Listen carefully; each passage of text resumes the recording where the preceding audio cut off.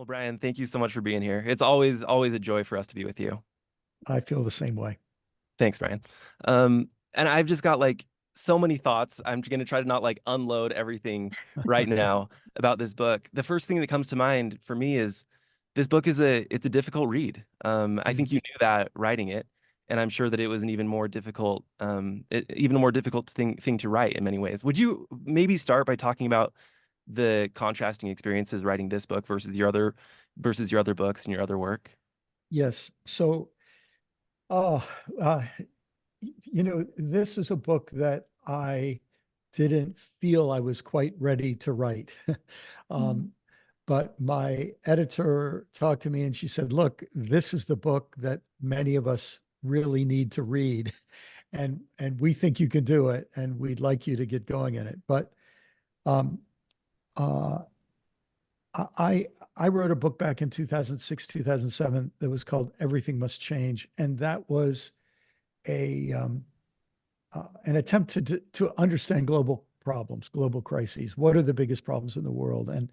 And that might sound like sort of a simple or naive question, but I realized I was in my 50s and I didn't know the answer to it. So um, uh, that research project was exciting. It might sound Mm. almost sadistic to say studying, global problems, things that are threats to our existence is exciting, but it was this feeling, uh, I've reached this far in my life. I ought to understand what the biggest problems are. And there was this sort of exhilaration of coming to understand it. But something I didn't put in the book was that at the end of the book, and at the end of my research, I came across some people. I remember exactly where I was in this room with this famous economist for whom I have a lot of respect and a group of other experts in different fields. And I was invited to this meeting.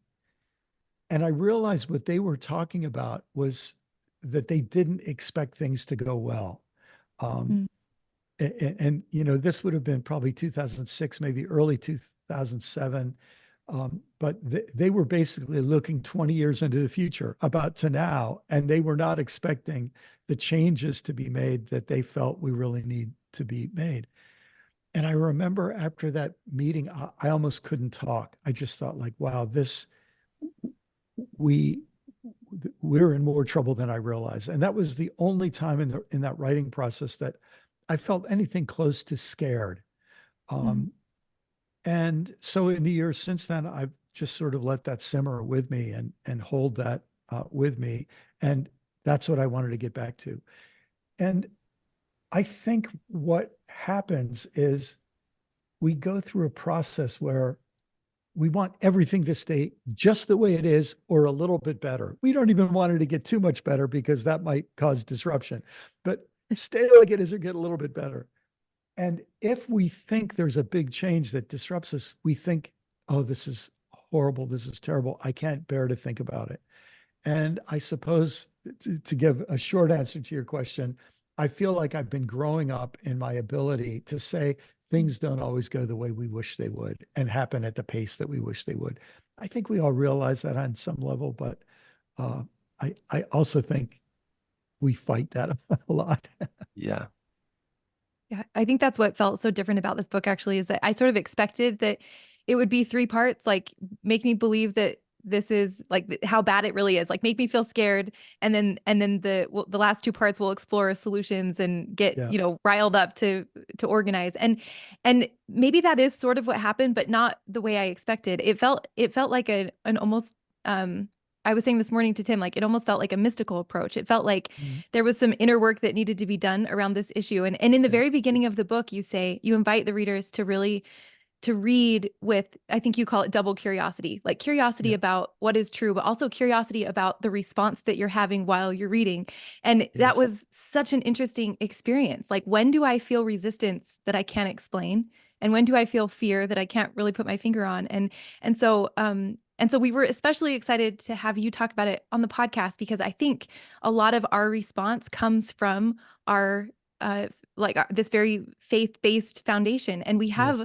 we have a lot of ideas really ingrained about end times and what our responsibility is with the earth and what it means Yes. what our how our responsibility might change considering what we've learned about prophecy and what the Bible says about the end of Yes. the world. So it brought up all of these ideas that I haven't examined that have just kind of been simmering. They've just been there. And I think that's what created a lot of the responses that I felt in the book. So Yes. so I'd love for you to just address that right out of the gate. We know that you're writing this book as a Christian. And so how do you sort of reconcile what the Bible says maybe and what you see happening in the world, and how does that inform the way you look at your responsibility as a Christian? Well, this I said to Tim that about sort of the emotional challenge of writing this book, but there have been some real moments of emotional joy and delight in writing this book. And one of them was in realizing that there was a different way to look at the Bible. I think I've been tiptoeing around the edges of it, but I feel like I jumped in and went swimming in the pool. And I suppose I could explain this in a very simple way. I was taught, and people have been taught for many, many generations, especially Christians. I don't think Jews were taught this, even though so often it was the Hebrew scriptures that we Christians were reading. But we were taught to read a lot of passages in the Bible as if they were about the end of the world and then a kind of heavenly experience after. Interesting, years ago, I realized that the Jews never believed in heaven. They didn't believe in anything like an afterlife, like Christians think they believe. That belief didn't enter Judaism until a couple of hundred years before Jesus. And when if people read, the old King James translation, they'll be confused about this because there's a Hebrew word Sheol that just means the place of the dead. It just means the dead. And the King James translators translated that as hell. And so there's just a whole mythology or a whole set of assumptions that we Christians have about how the Jewish people thought. But they didn't believe in an afterlife. When you read the book of Isaiah and Jeremiah and the other prophets who talk about terrible times coming and difficult times coming, Habakkuk writes about, look, the fig tree might blossom, the fruit trees might not produce their fruit. All of these things that we depend on for our economy. Our economy may fail, but then he says, but I'm still going to run across the mountaintops like a deer or a deer on the rocks. I'm going to be sure-footed. I'm going to make it through. He wasn't talking about make it through on the other side. He was looking at this life. And in the New Testament, I think we do something similar with Jesus' teaching. We assume Jesus is saying the world's going to end and then these other things are going to happen. Here's what I think now. I think that was an innocent and unhelpful mistake.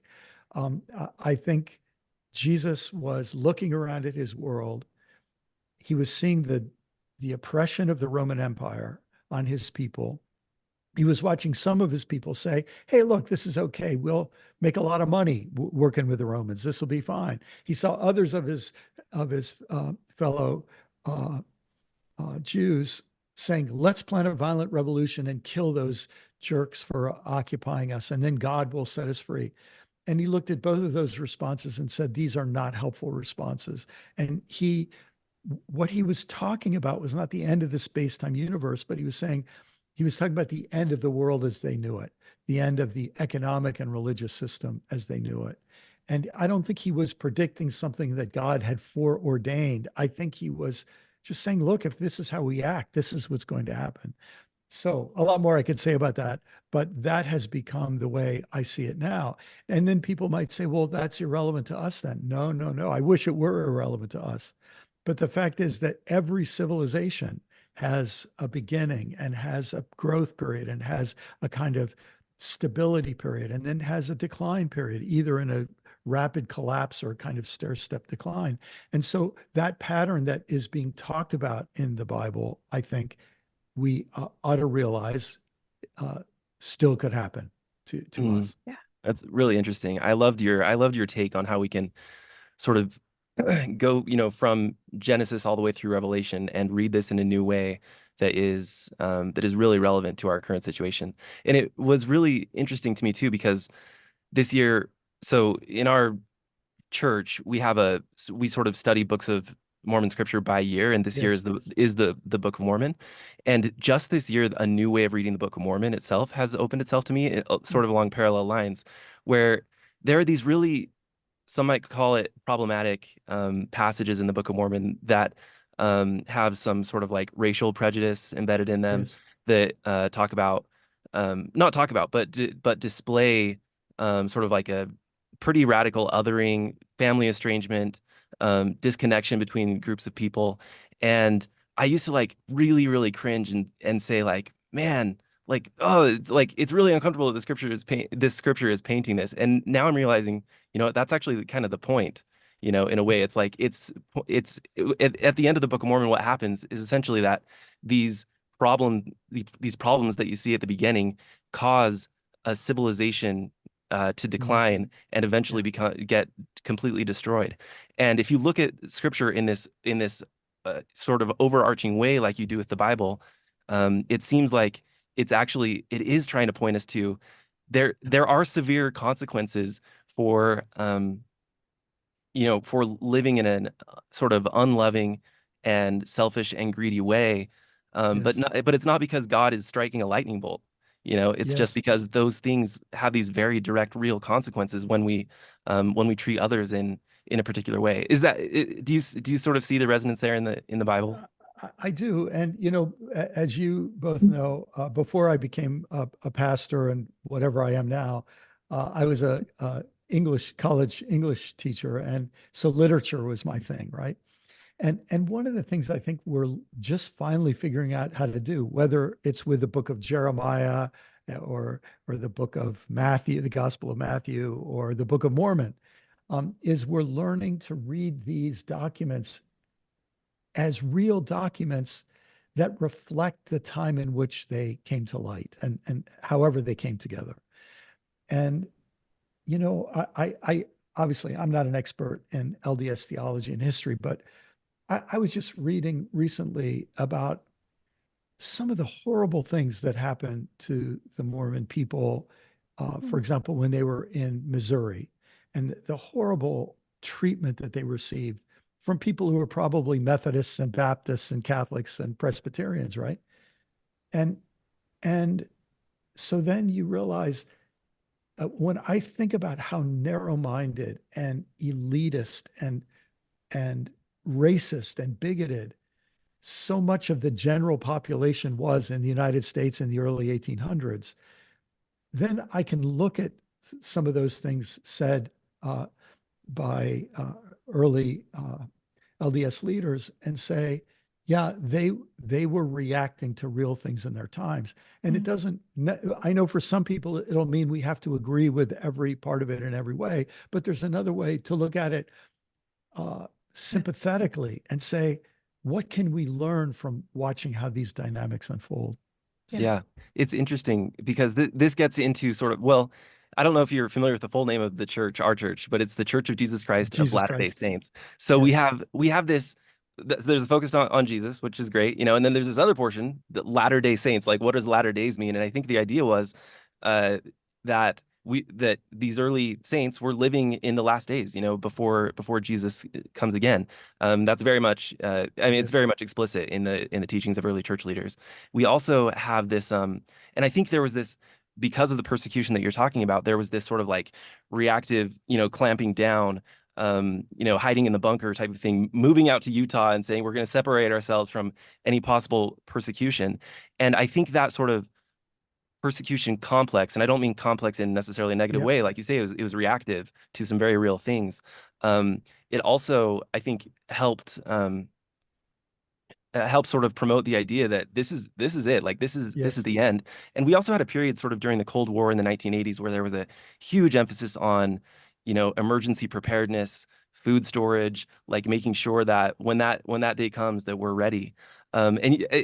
I was thinking a lot about this because your book actually addresses this, like if you Yes. sort of start to buy into the notion that things really are kind of bad and Yeah.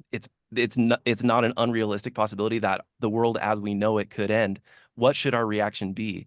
And it's embedded in Aubrey's and my Mormon DNA to say, well, our reaction should be like get several years of food storage, make sure the locks on your doors work really well. Yeah. You have an alternate way of thinking about this. Could you Yes. talk about that a little bit? Sure. Well, first, let me say, you know, maybe a lot of Mormon folks know this, but uh, the denomination I come from, which most people have never heard of, it's called the Plymouth Brethren. Very tiny little denomination that punched way above its weight in influence. It gave birth to something called dispensationalism in the same decade as the LDS community is taking shape in upstate New York. This was taking shape in England and Northern Ireland. Um, Meanwhile, a lot of people don't know that at that very same time, another group called the Seventh-day Adventists were taking shape not too far away in the United States. And in that same time, another group that are often now known as the Church of Christ or the uh, they had another name that forgetting. That was not, it was sort of an epithet that was used for them. Mm. Like Seventh-day Adventists were called Millerites, and there was another Mm. term for these folks. They were taking shape. So what that tells me is there was something in the air and in the early 1800s where a lot of people around the world were thinking our way of doing things right now is not working. This is not going to turn out well. And when people have that feeling, very often they're paying attention to something legitimate. Mm. They might think it's the end of the space-time universe, and it might turn out to be that your country is going to descend into civil war in a couple of decades, which happened. Or in England, that you're going to build a global empire and think it's all really great, and you're going to find out that you've done a whole lot of horrible things in the process. So and by the way, those were also the years of rapid industrialization, where the whole way of life that was based on small farms scattered around the country was about to be disrupted by the use of coal, but interestingly, by fossil fuels that would create a whole new industrial economy. So I think it's possible to look charitably upon folks who were doing the best they could to figure out a complicated and dangerous situation. And I may have not answered your question. I think I probably Well, went off on a tangent. yeah, and the question sort of where it ended up because it was long and rambling, and so it was my fault, not yours. But um, it was sort of like, is there an alternate to this idea of battening down the hatches and Yes, yes, yes, yes, yes, and getting prepared for the end of the world? yes, yes. So it's interesting. If that's what was going on in Jesus' day, and if I could just take a bit of a tangent, Yeah. from outside the Bible, extra biblical history, we know that around the time of Jesus' birth, there was a major rebellion in Jesus' area around Nazareth. It was in a town called Sepphoris. And there was a violent, we would call it acts of terrorism against the Roman Empire by the oppressed Jewish people. And the Romans did what powerful empires do up until this very day. You kill 300 of our soldiers, we'll kill 60,000 of your citizens, and we'll show you so you'll never do this again. And so they come in, and the Romans came in and crushed the rebellion. Tens of thousands of Jewish men and boys, they just rounded up all the males that they could and assumed they were part of the rebellion, and they crucified them. So and this is secular history, we know this. So you imagine if Jesus grew up in in the neighborhood where that happened, where some of his uncles may have been gone because of that, and cousins may have been gone because of that. He grows up in a setting like that. He knows if you try to have revolt against the Roman Empire, I know from my neighborhood, it's not going to go real well. And so his response is not to tell people, hoard all you can. His response is to say, learn to take care of your neighbor, treat your neighbors yourself, build strong connections. I see some of the miracle stories in a new light in light of this. Jesus does that big preaching what we might call a teach-in. He's giving free education to poor people back in a day when you had to pay to get an education. So he's providing day-long free education for people. And they're out of food at the end of the day. They don't have a way to feed all the people. So many people have showed up. And so he gets people in groups of 10 and basically teaches them to share. Could that be a way of Jesus saying, look, hard time, either Jesus or the gospel writers or both saying, hard times are going to come. What you need to do, the lesson I want you to take from this story is get together in small groups and build solidarity and community and take care of each other. It'll turn out you have enough if you learn, like that, a little boy in the story, to take the little bit you have and offer it. So it's a very different thing from saying, I don't care if you all die on the outside. I'm one of the good people and I'm going to survive. It's very different to say, how can we build community and support and together try to make it through whatever hard times come.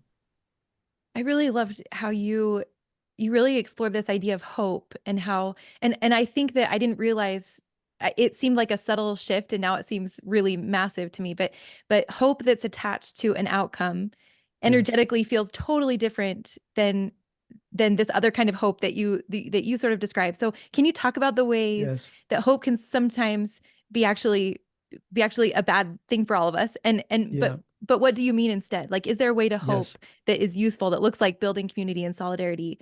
Yes. Well, Aubrey, thanks for asking about that, because I think when I was conceiving of the book, I knew I was going to have to deal with the issue of hope, and I didn't know how it would come out. And so that was the chapter I began first in writing the book, actually. Really? Yeah.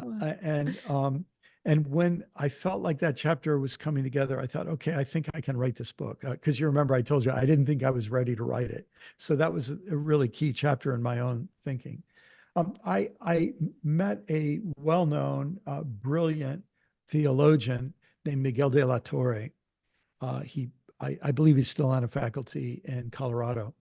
And Miguel told an experience he had where he went to visit Auschwitz. And I've never been to Auschwitz, but anyone who's been there will remember what he describes, that there's this big sign over the entrance that's left from those times. And it says, in German, "Work shall set you free." And when Miguel saw that, he thought, they're using hope to deceive and exploit these people. They're being brought in to work them to the bone, and then they'll die or they'll be killed.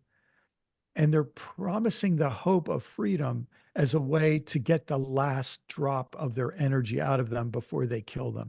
And you just see what a despicable thing, that very nice slogan, "Work will set you free," slogan that you can imagine a whole lot of people quoting and putting on a poster and thinking is great. But in this context, it was a lie. It was a deception. It was horrible. And so Miguel says, hope can really be used to manipulate people. And I think this happens in politics. I think it happens in religion.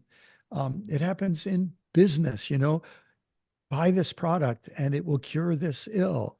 And you try it for 3 months. Oh, double the dose, keep them on it as long as you can to make all the money you can. And if it doesn't help them, well, you still made your money. And, and for a few months they had hope. Maybe they felt better a little better for those few months, even though it was not a valid product. Right.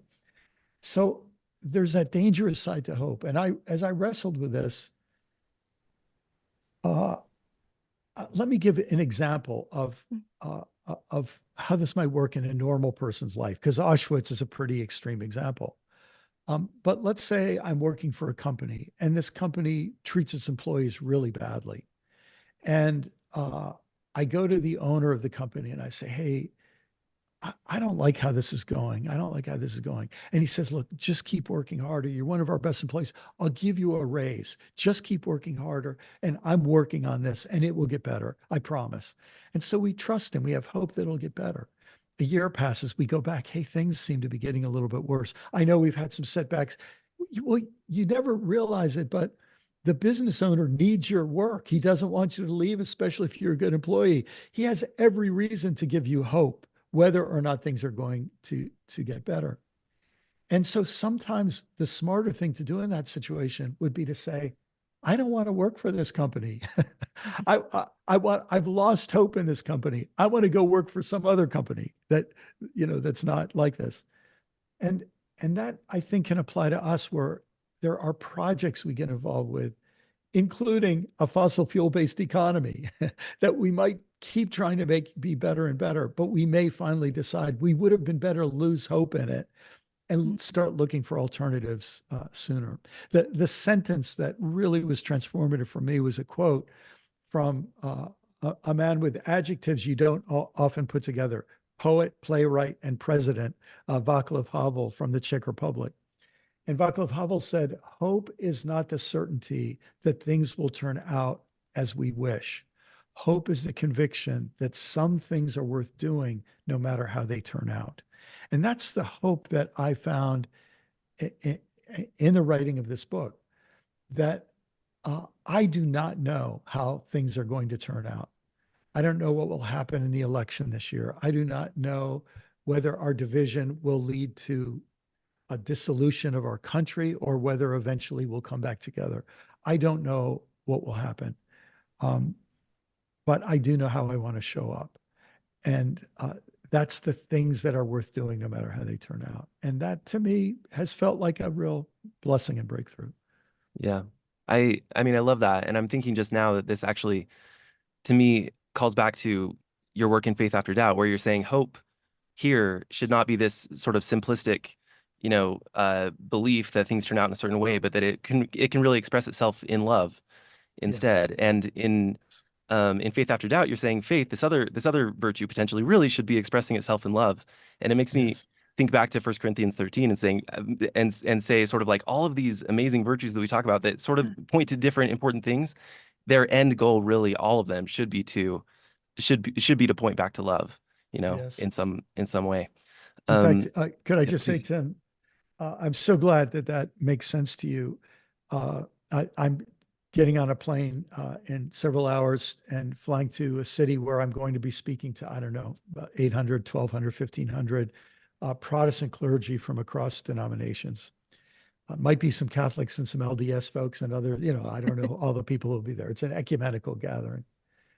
And one of the things I'm going to say to those pastors is I'm going to say that you have permission to, if you feel you're starting to lose faith, to fall back on hope, because hope is saying, well, this doesn't make sense to me now, but it might make sense to me in the future. So my faith is pretty weak now. I'm going to fall back on hope. But if your faith and your hope begin to fail, you can fall back on love. Mhm. And the irony is, I look at my experience when I fell back on love. When my faith came back, it was now a faith rooted in love. And when my hope comes back, it's a hope rooted in love. And I have a feeling that that maybe is how it's supposed to work. Yeah. Yeah. Well, I think one of my favorite things is throughout the entire book, you really get this sense that you have this deep, deep love for the earth, like for the land and for these creatures and for every rock, and it's just woven throughout the entire book. And I could feel that feels so much more motivating to give every particular of the earth so much love and attention and care and presence. That feels more motivating to me than strategy and like hope for excellent outcomes. Like I could feel how that moved me from my center as opposed to my head, which I think is the way I usually approach problems. And it was so interesting to just be recognizing that contrast throughout the whole book, that like these are big problems and there's this beautiful love for streams and grasses and I love the way you call out like specific names of rocks and specific names of animals in the stream. And it was just this constant reminder that of what I think what Richard Rohr always teaches, that contemplation is about just taking in all of the reality that we can handle. And I think part of that is just being able to see it and be so present with it. And I really appreciated the way there was a constant reminder throughout the book that's what it actually looks like in a day. It looks like just being aware of what's around you. So I don't know if you want to say anything about that, but that was a really important part of this book, I think, for me. Well, that makes me super happy to hear that. Aubrey. It's interesting. I've written a lot of books, way too many books, and one of the things that I've realized after having written so many books is that the reason I love to read books is not just for the ideas. Sometimes it is just for the ideas, but sometimes the reason I love to read books is I feel like the author is letting me into his head for 8 or 10 hours as I read the book and helping me try to see the world from a different perspective other than mine. And that when I've closed the book, in a certain sense, I've widened the aperture of what I see and understand. And if people disagree with 100 things in the book and come away with that increased feeling of love for the earth, I will feel totally worth it. So that's a good feeling. Yeah. One of the things that stuck out to me too is, well, there's this idea that we don't know the outcome and we don't need to know the outcome in order to act in love. But also there's this other piece of it, which is like the outcome might actually be sort of not okay. And that not okayness might actually be okay. It sort of gets into this idea of detachment, but non-complacent detachment. Could you talk about that a little bit? If I could get a little nerdy for a minute, I saw the two Dune movies that have been out, science fiction movies, and I just saw Dune 2 in the last week or two, and right as this book is about to come out, and I wish I would have known this, and I would have mentioned it in the book. But for people who haven't read the books or seen the movies, Dune is about a civilization, our descendants, basically 10,000 years in the future.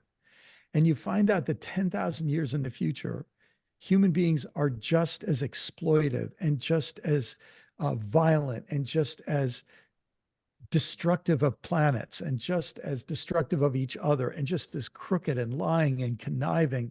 And the number of wonderful good people is small compared to the power and number of these rapacious, greedy, vicious people. And I just remember thinking, yeah, what a thought that we could perpetuate our current value system that's based on money and wealth and exploitation and carelessness and us versus them, and we're better than you and we're good and you're bad, that we could perpetuate that and spread it around the galaxy for 10,000 years. And in a certain sense, you realize that having things keep going the way they're going is not the best possible future we could imagine. And so the possibility is there. And in the book, I talk about 4 scenarios, and the first 2 scenarios are really following this line of possibility. The possibility is there that as we face that we are living with the earth and with one another in an unsustainable way, that we could be humble, that we could learn some lessons, that we could change our ways, and we could find a better way to live. So you might say, well, it would be sad to have to find out that our current way of living is unsustainable. Well, maybe it's good, maybe it's not, which is a theme of another chapter. Maybe that humbling and that difficulty, a rough patch that nobody would wish on anybody, in a sense, could be what's necessary to humble us. So we stop turning against each other, start turning toward each other. So we start seeing the earth not just as a source for resources to make a few people a whole lot of money and a lot of people a little bit of money, but instead to say, no, we have another way to see the whole thing, life, the earth, the cosmos, everything. You mentioned this Karl Marx line that I think probably people have heard before, that religion is the opium of the people, or something like that. And you say maybe it wasn't meant to be the critique on religion that we hear it as in kind of a dismissive way, but I can see that when you imagine a scenario that's scary, that you can fall back on this idea that, well, we knew it was going this way, and so we don't need to do anything about it. This is exactly what we expected because this is what has been prophesied. I can see that does kind of have this like numbing effect, that you can you can relax because everything is still the way it should be. So how is that different than what you're saying? Like I can imagine a way where there's equanimity around something very scary, but also a call to action to keep working to do the right thing and improve.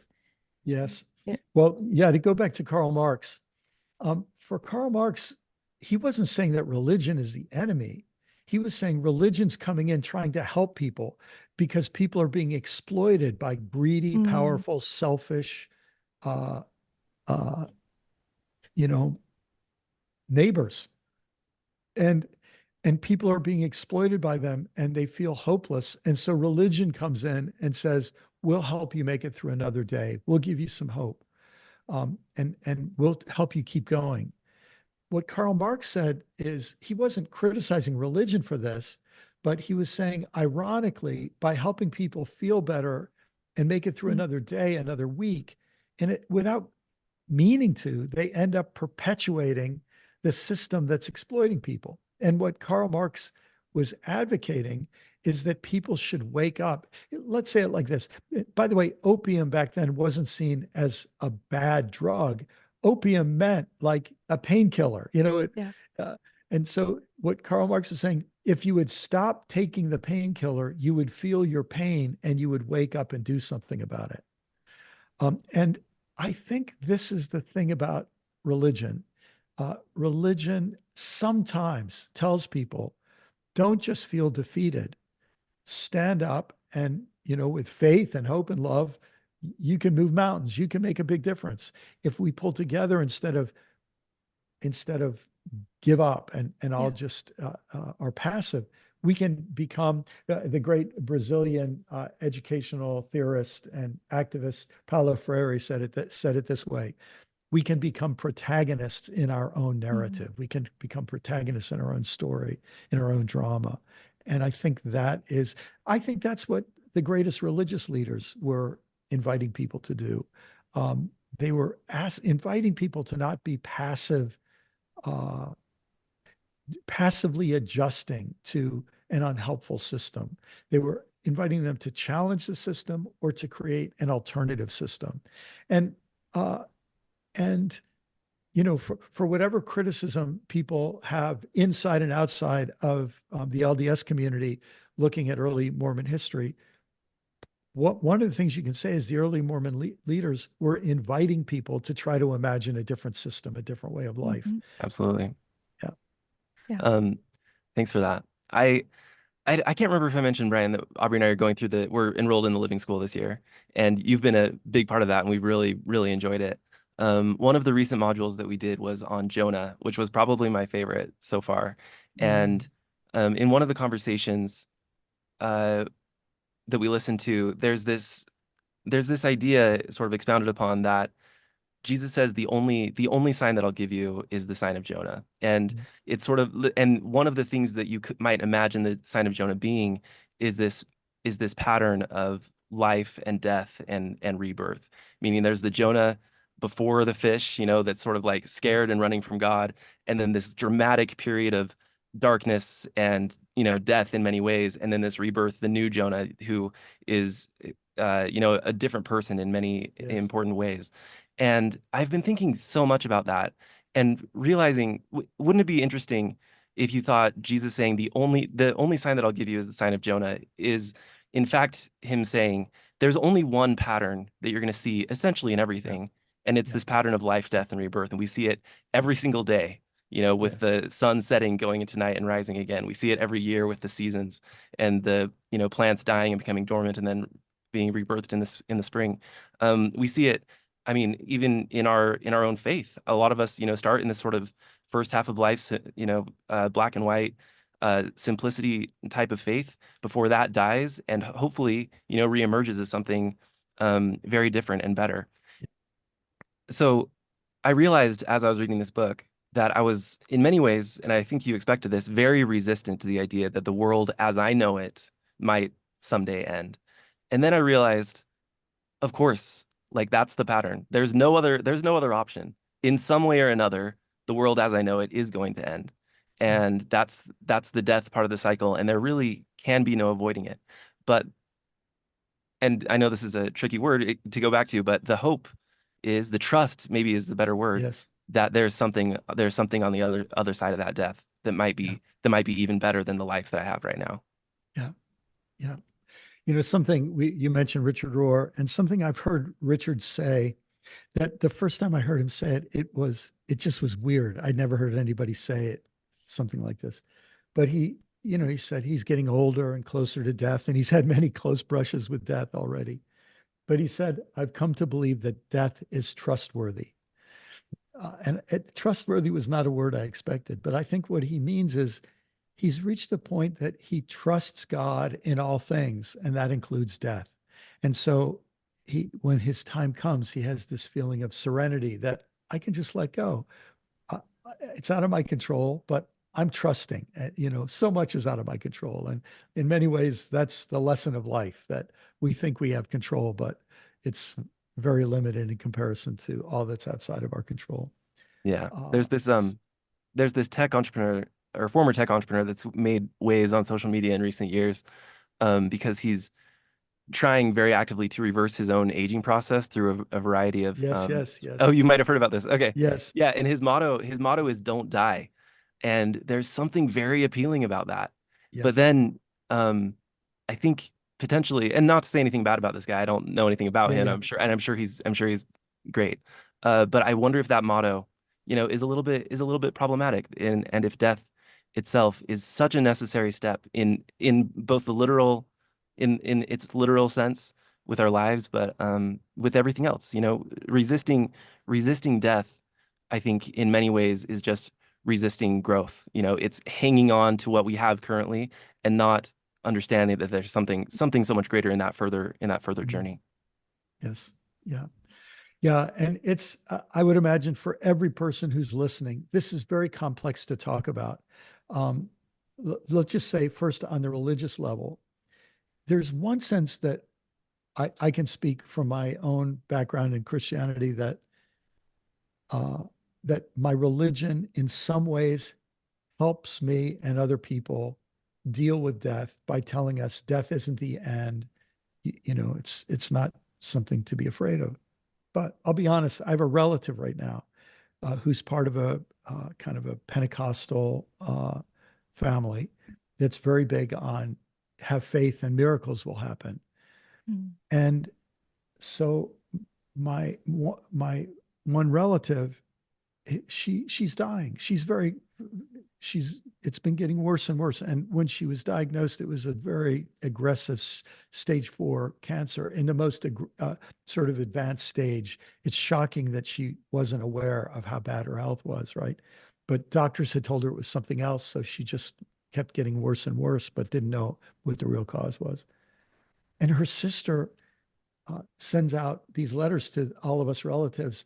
You know, nobody's allowed to say she's dying. Can we have a conversation? Can we say goodbye? Can we say how much we've loved her and how much we appreciate her? Could we have those tender conversations? Because that would be acknowledging the possibility that a miracle might not happen. And so, in a funny way, the way we've tried to help people with death can actually make it worse unintentionally. Mm, And uh, and I guess that all that's to say, it's my hope. I think it's necessary for all of us to come to terms with kind of the deals of life. The deal of life is that uh, if you want to be part of this thing, you get a limited period of time, you make your contribution, and when the time comes, you either end with curses that it's ending or with thank you, thank you, thank you, thank you that I had the Mm. chance to be part of this. And thank you that I got to know these people. And thank you, I got to be a parent to these amazing people and a grandparent to these amazing people. And thank you, I got to enjoy those different kinds of rocks and trees and Mm. plants and skies and so many things to be thankful for. Um, I think, yeah, I think there's ways that our religions could help us. I also should say, though, there was a really important philosopher back in the 1960s named Ernst Becker. I mentioned him in the book. And Ernst Becker wrote this groundbreaking book called The Denial of Death. And he looked at how our civilizations and economies and sports and the whole idea of fame is our way of a desperate attempt to hide from ourselves realities of life that include death. Yeah. And there's something that happens to us that I think it's what, at its very best, religion is trying to do, to help us understand death is not the enemy. The fear of death is the enemy. Mm. And yeah. Yeah. Thank you. Yeah. And Aubrey, I want to move to your question, but I just feel the need to caveat a little bit, because Brian, you said that so much better than I did. And I think what I said now, just looking back on it, 5 minutes ago, it comes across, I think, pretty glib. And it's really easy for me to sit here in relative health and say we don't need to be afraid of death. Yeah. And I think if I were a listener hearing that, I think, who had dealt with death, especially Yeah. recently, I would probably think, well, Tim, you should try dying sometime before you say, don't be afraid of death. And Yes. I just need to, I don't know if apologize is the right word, but I want to acknowledge that how difficult that is. It And is. and in my in the few moments of my life where I have felt something close to it, it's an existential fear and Yes. dread that I do not think is easy to overcome, and I just don't want to come across as having made it sound like that's easy in any way. It's So, very gracious of you to say that. And that applies to everything all of us are saying. yeah. Yeah. That's really true. Yeah. Sorry, Aubrey. Well, I just wanted you to talk about AA, because you bring this up a few times in the book, and it feels like Alcoholics Anonymous has sort of, it's like there is a real system for accepting this kind of powerlessness that we're talking about. And there's this really beautiful story that you tell that I would love for you to share if you'd be open to it, where it was sort of your introduction into Yeah. AA. Would you mind? I'd be happy to. This story just brings happiness to me because it was something I was totally not expecting and really Yeah. brought great enrichment to my life. So I was a college English teacher and I showed up one day to teach. And when I got to the school, the lights were off. And when I went up to my floor and walked down the hall, all the lights were off. There's only one light on in the whole hallway, and it was the director of our program, English programs office at the end of the hall. And I'm thinking, did the time change? Did I show up too early? What's going on? I get to the end of the hall and I look, and the boss, the director of the program, is not sitting at her desk. One of my colleagues is sitting in her desk with his feet up on the desk.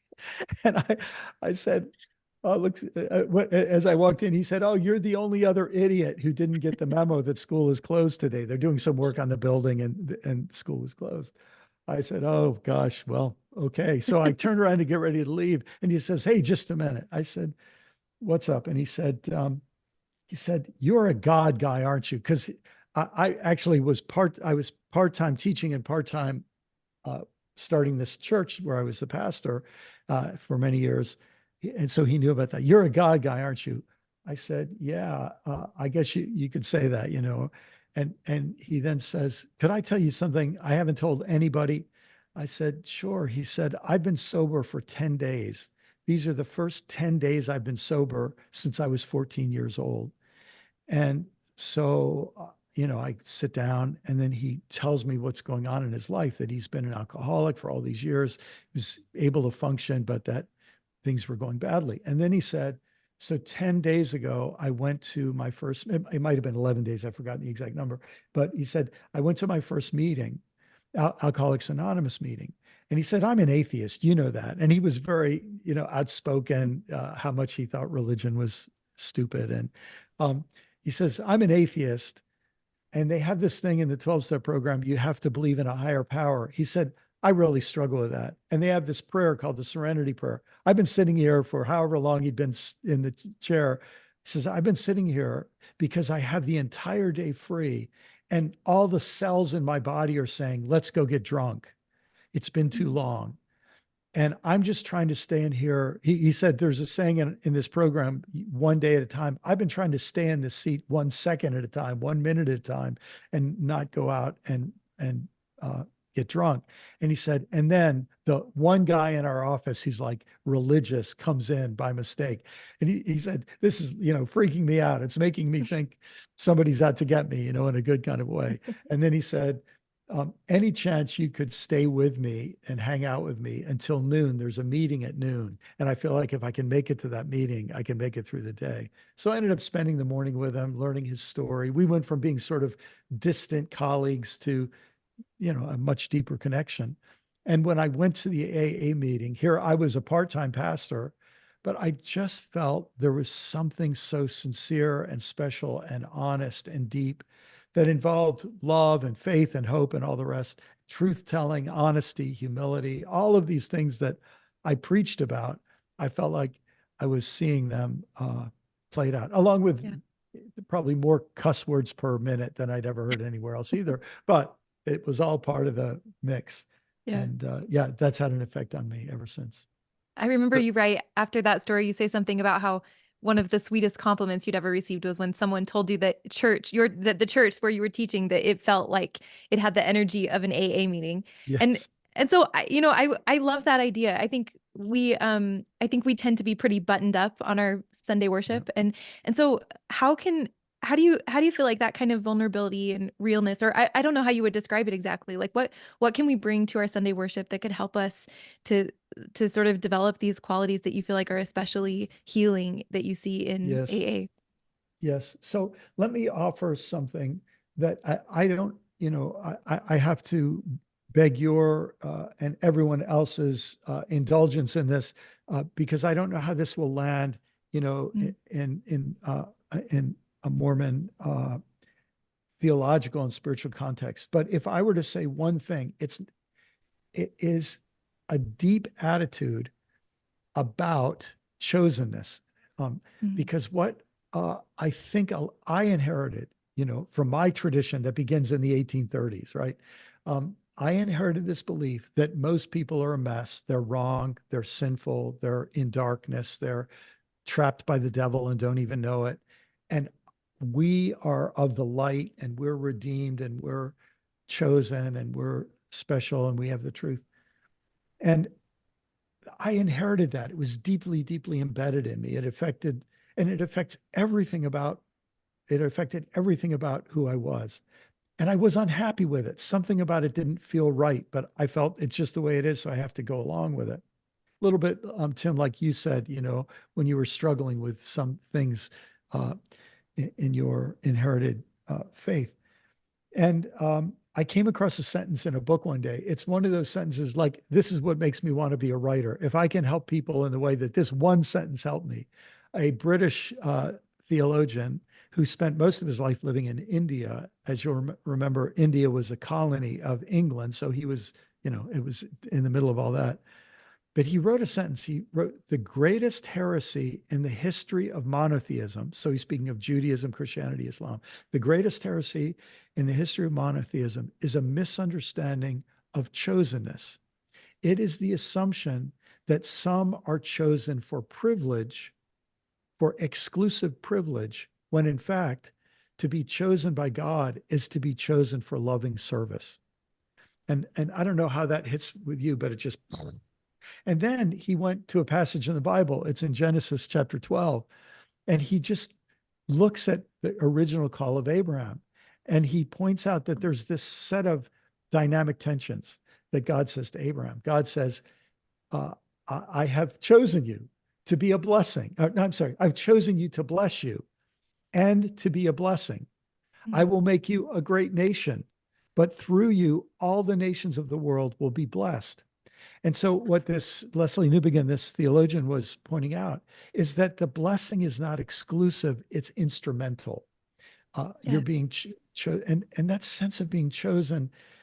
That chosenness doesn't mean that I'm better than anybody else. It means I've been chosen because God loves everybody. I have the privilege of trying to be a channel of God's love, not to people I'm superior to or separated from, but to people who God loves too. So, of Yeah. course, that balance was hard for the Hebrew people to understand and accept. And you read some parts of the Hebrew scriptures, and they're cheering, "God blesses us," and they're forgetting and cares about other people.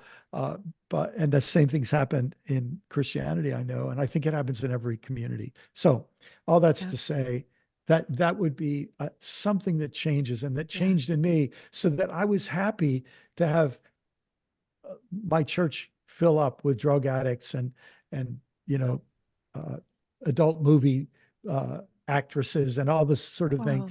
who attended my church when the word got out, because they were searching for God, but they just didn't know a place that would accept them as they were. Hmm. That brings to mind for me the idea that if I mean with this different idea of how we can be chosen. In the first one, where we're bestowed special gifts and privileges, it seems like something where we would sort of sit around potentially waiting to be chosen. This in the second one, where it's the idea that we can bless and serve others, that there it brings in an element of agency to it. Like Yes, why would God uh not choose anyone to do that? So it's almost more on us. It's like we're going to choose to be chosen, in yes, that yes. sense. Does that sound Yeah, right to you? no, I think that's true. And um, uh, I also think this makes a little more sense if we think of the ancient Hebrew people at the time of Abraham uh, as an indigenous people. Mm. It's there's an added complexity to it in the biblical story, because Abraham is described as somebody from a civilization, of the Chaldees, it was called. Uh, he leaves that civilization and becomes a nomad. I mean, this is like becoming a homeless person, right? He leaves all the privilege and leaves the territory where his language is, normative, and his culture and customs are normative, and of course that uh, pilgrimage motif, I know, is very important in LDS history. And when he finds a place to live and it becomes the promised land, um, for many centuries, the primary idea is we have our land. Uh, let's be happy in our land. But what happens is they keep getting invaded by other people. And eventually, among the Hebrew prophets, Isaiah and Jeremiah and Ezekiel and others, the vision changes from a promised land to a promised time, because they understand, oh gosh, having the land of milk and honey is not so great if everybody else is always swooping in to steal your milk and your honey. So then they start dreaming of a time when everyone will sit under his own vine and fig tree and no one will need to be afraid. In other words, everyone will have basic security, and they won't need to be afraid. And that seems to me to be the vision we're still Yeah. striving toward. Thank you so much. I know we need to wrap up, and I wonder if you could just kind of end here. You talk about the way we sometimes have this attitude when we're talking about these ideas, that sometimes the attitude is like, well, there's nothing we can do. And Yes, you constantly flip this, and you talk about that also means that we live in this magnificent time, I think is your word, that yes, it also means that we just our life can be so fruitful. Like there's so yes, much that we can participate in it. And in that way, there's so much abundance. And so I wonder if you could sort of paint that vision for us. Like what's yes. the other way to feel about this situation, and what might it look like in our life? Yes. So I think the way I say it, Aubrey, in the book is that if you were really hoping to live an easy life, I'm really sorry you showed up at a bad time. But if you were really looking for a meaningful life, you could not pick a better time to be alive. And I think I can use a dangerous analogy, and I have to make a huge plea to people to take this in the spirit that it's given, but it's in the headlines every day. We're aware of what's going on in Israel and Palestine. And I have some dear friends who are rabbis, part of a special group of rabbis who say, we're Jews. We want the safety of the Jewish people after all our people have been through, especially in the 20th century. We want our people to be safe, but we don't want to be safe at the expense of equal human rights and dignity for Palestinians. That's where this issue we were just talking about of chosenness comes in, where some people would say, I don't care how many people die. I'm one of the chosen. It's only my well being that matters, not anybody else's, right?